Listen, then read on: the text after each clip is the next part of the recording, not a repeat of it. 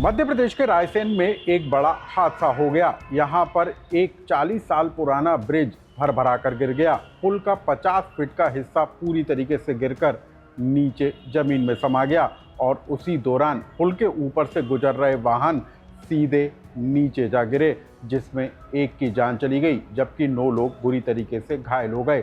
सवाल इस बात को लेकर है कि जिस ब्रिज का निर्माण नीचे चल रहा था, जिसके मेंटेनेंस का काम चल रहा था, आखिर उसके ऊपर से वाहन कैसे गुजर रहे थे। सवाल इस बात को लेकर है कि इस हादसे को लेकर आखिर कौन जिम्मेदार है और किसकी जिम्मेदारी तय होगी। ये तस्वीरें, हादसे की तस्वीरें आपको भी हिलाकर रख देंगी। नमस्कार, मैं हूं अनुराग श्रीवास्तव और आप देख रहे हैं लोकमत हिंदी।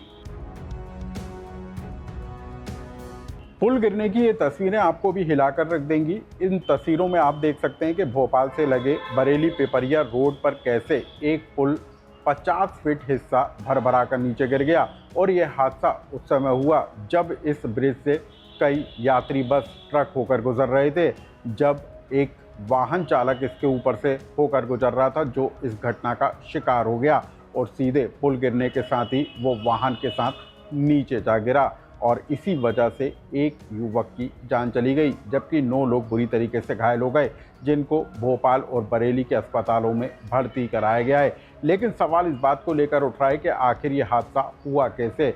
बताया जा रहा है कि पुल 40 साल से ज़्यादा पुराना है, लेकिन इस पुल में मेंटेनेंस के लिए नीचे काम किया जा रहा था, जिसकी वजह से ये पुल कमज़ोर होकर भर कर गिर गया।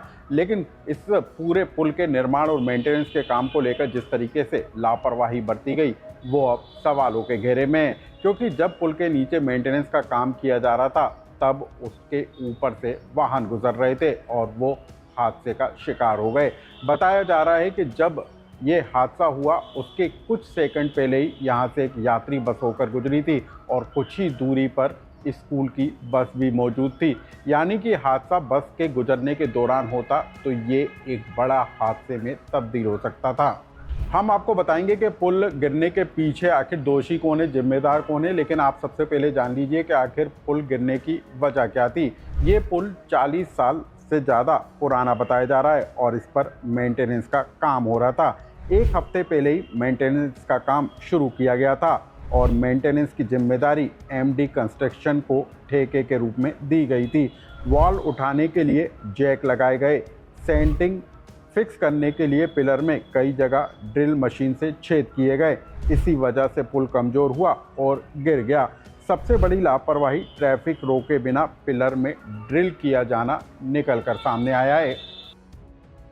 अब हम आपको बता दें कि इस पुल की जिम्मेदारी और मेंटेनेंस की जिम्मेदारी MPRDC Madhya Pradesh road development corporation के पास थी और साल 2011 से जो एमपीआरडीसी है वो इसके मेंटेनेंस का काम कर रहा था। लेकिन एमपीआरडीसी ने सड़क पर वॉल को ऐसे छोड़ दिया और उपायों की अनदेखी की गई, जिसके कारण इतना बड़ा हादसा हो गया। इस पूरे मामले को लेकर संभागीय प्रबंधक ए खान को निलंबित किया गया है, जबकि इस पूरे मामले की, पूरे हादसे की जांच के लिए 3 सदस्यीय कमेटी का गठन किया गया है, जो 7 दिन में अपनी रिपोर्ट देगी। लेकिन हम आपको बता दें कि मध्य प्रदेश में पहला मौका नहीं है जब पुल गिर गया हो। इससे पहले एमपीआरडीसी की स्टेट हाईवे पर बनी भोपाल से लगी एक सड़क का हिस्सा भी भर कर गिर गया था। कई जगह पर शहर की सड़कों को लेकर और गड्ढों को लेकर तस्वीरें निकलकर सामने आई हैं। लेकिन अब जबकि बरेली पिपरिया रोड पर बना ये पुल गिरा है, तो इसको लेकर अब सवाल उठते हुए नजर आ रहे हैं। इस खबर से जुड़ा यदि आपका सुझाव या कमेंट्स हो तो हमें कमेंट्स बॉक्स में लिखकर जरूर बताएं।